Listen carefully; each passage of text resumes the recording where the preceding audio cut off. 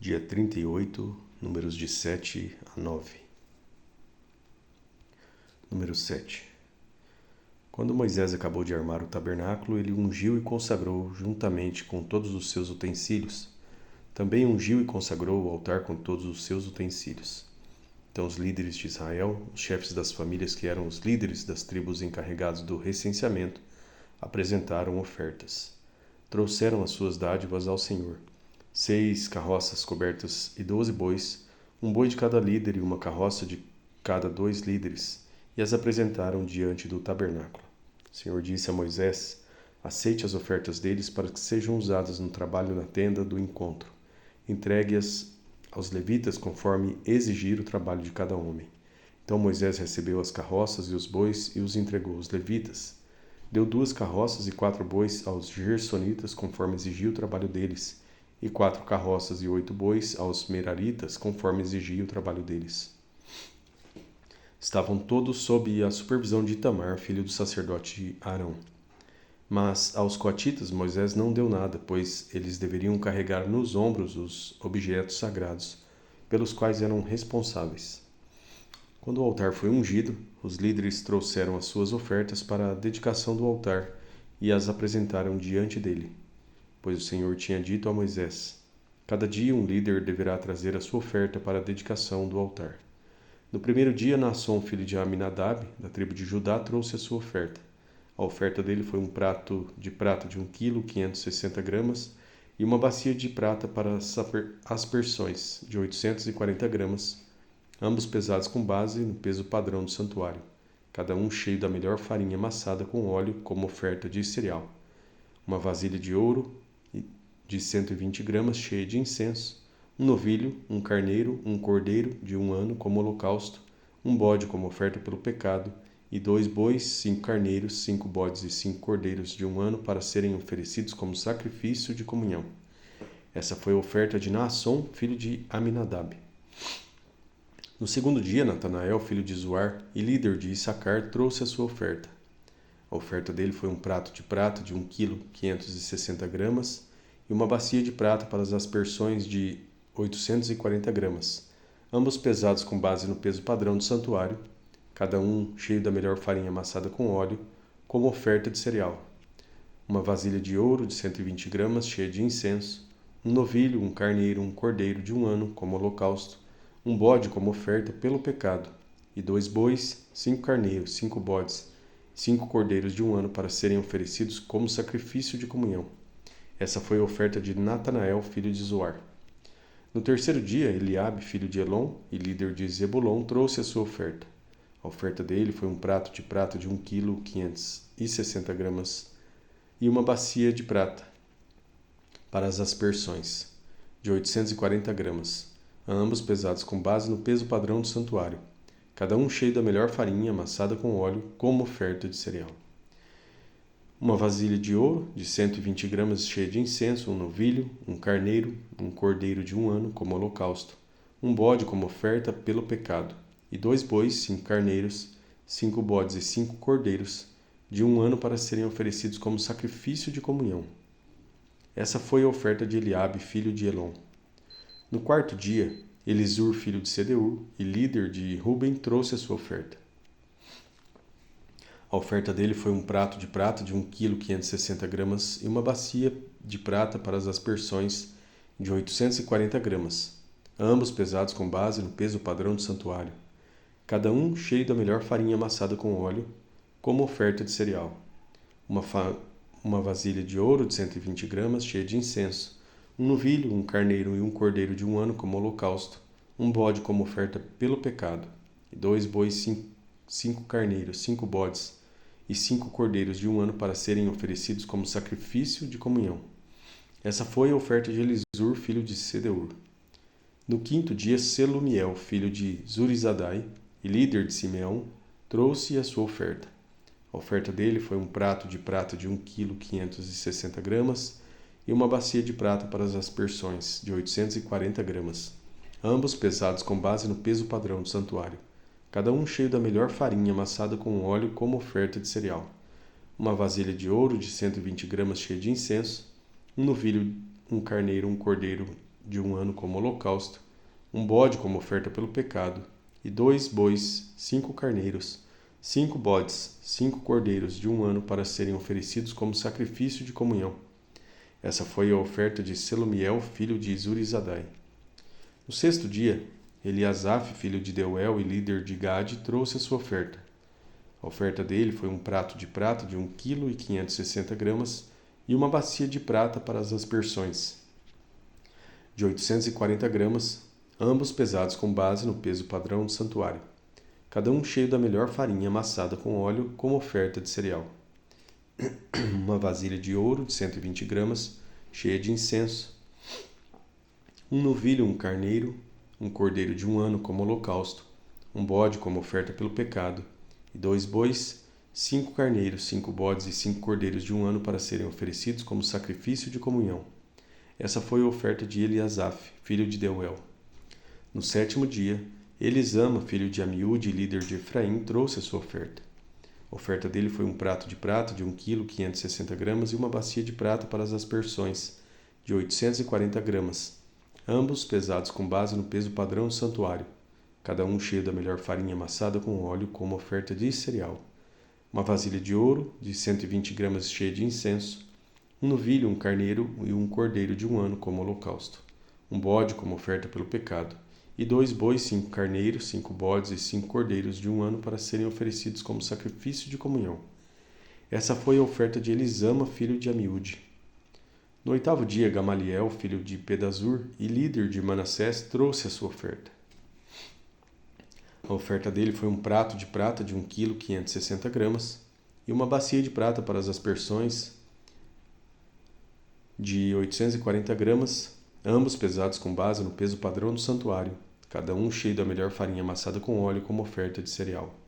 Uma vasilha de ouro de 120 gramas cheia de incenso, um novilho, um carneiro e um cordeiro de um ano como holocausto, um bode como oferta pelo pecado, 2 bois, 5 carneiros, 5 bodes e 5 cordeiros de um ano para serem oferecidos como sacrifício de comunhão.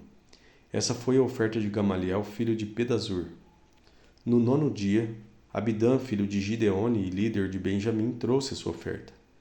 A oferta dele foi um prato de prata de 1,560 kg e uma bacia de prata para as aspersões, de 840 gramas, ambos pesados com base no peso padrão do santuário, cada um cheio da melhor farinha amassada com óleo, como oferta de cereal. Uma vasilha de ouro de 120 gramas cheia de incenso, um novilho, um carneiro e um cordeiro de um ano como holocausto, um bode como oferta pelo pecado, e 2 bois, 5 carneiros, 5 bodes e 5 cordeiros de um ano para serem oferecidos como sacrifício de comunhão. Essa foi a oferta de Abidã, filho de Gideone. No 10º dia, Aiezer, filho de Amizadai e líder de Dan, trouxe a sua oferta. A oferta dele foi um prato de prata de 1,560 kg e uma bacia de prata para as aspersões, de 840 gramas, ambos pesados com base no peso padrão do santuário, cada um cheio da melhor farinha amassada com óleo como oferta de cereal.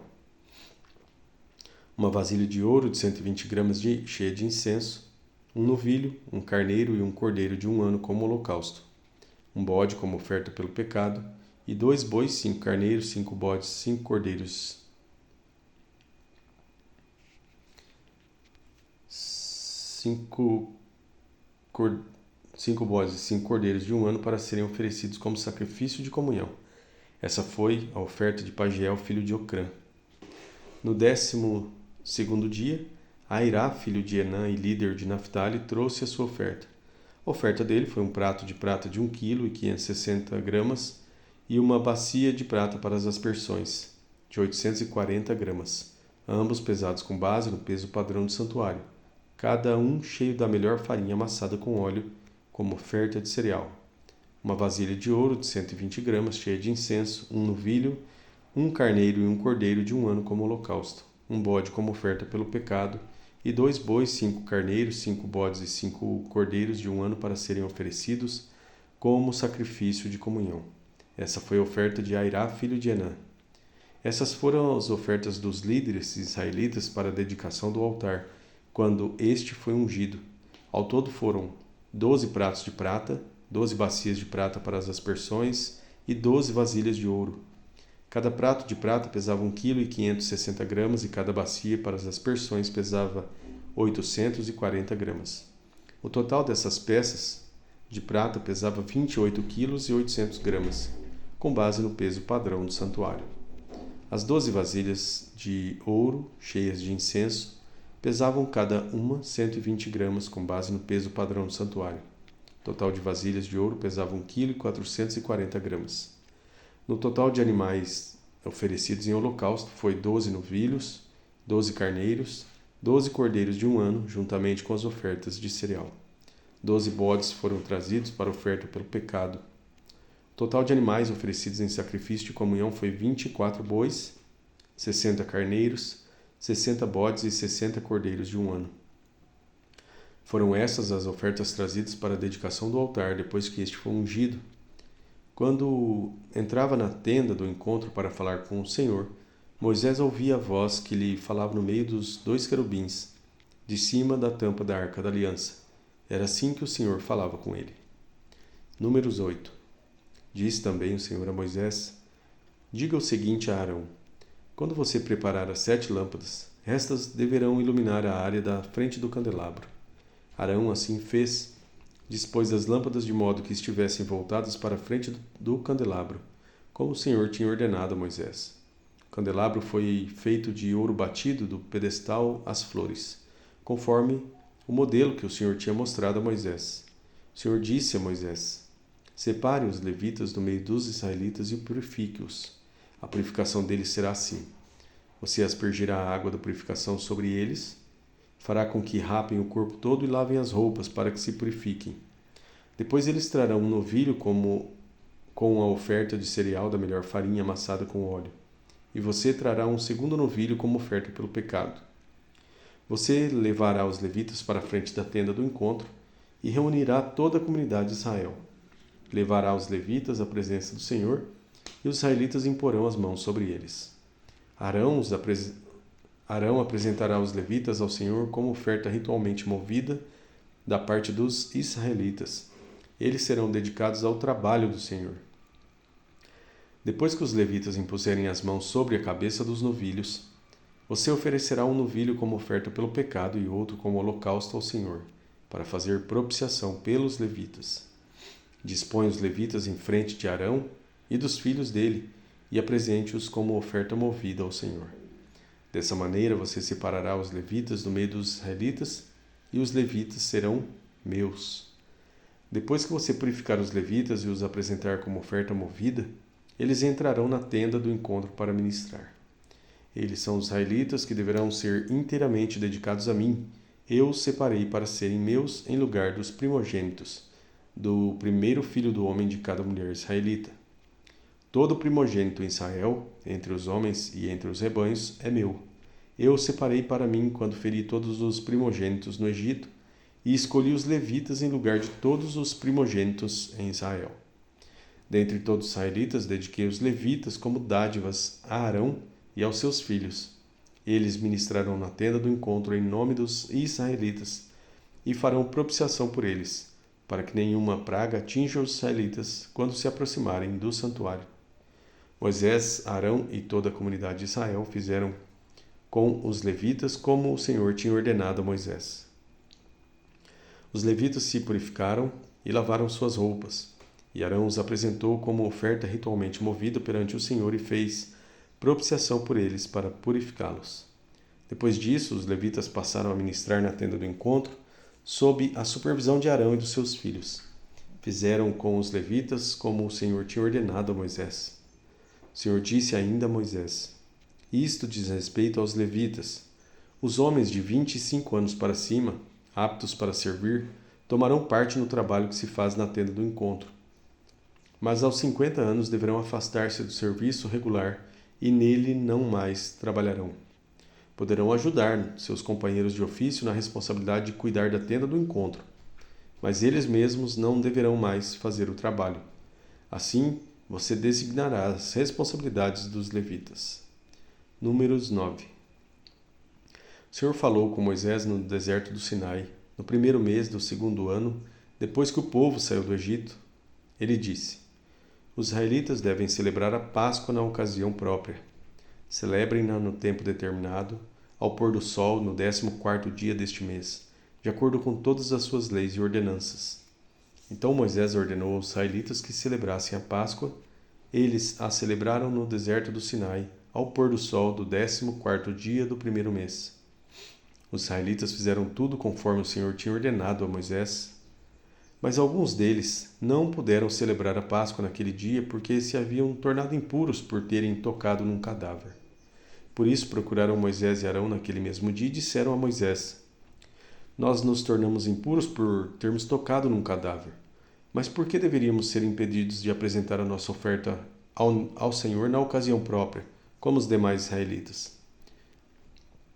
Moisés respondeu-lhes: Esperem até que eu saiba o que o Senhor ordena a respeito de vocês.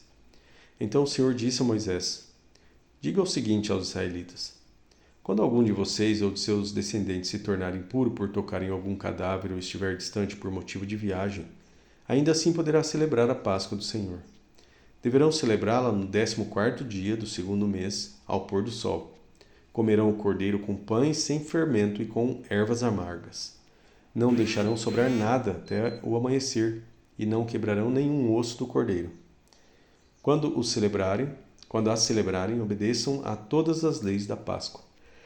Se, porém, um homem estiver puro e não estiver distante por motivo de viagem, e ainda assim não celebrar a Páscoa, ele será eliminado do meio do seu povo, porque não apresentou a oferta do Senhor na ocasião própria. Ele sofrerá as consequências do seu pecado.